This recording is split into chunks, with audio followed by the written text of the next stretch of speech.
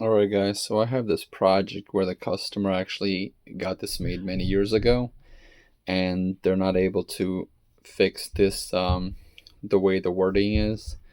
So what I did is I made her a different one, and basically we're just gonna go ahead and glue it on top like that.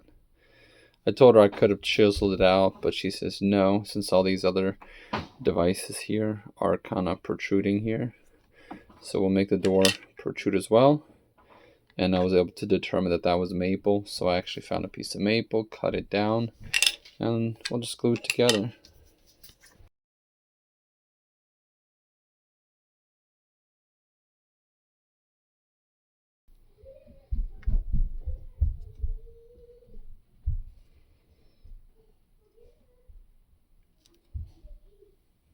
So I'll hold it for about, I don't know, a minute here, and then that should be good enough. It'll hold.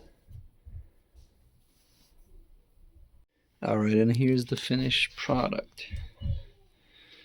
Nice and glossy.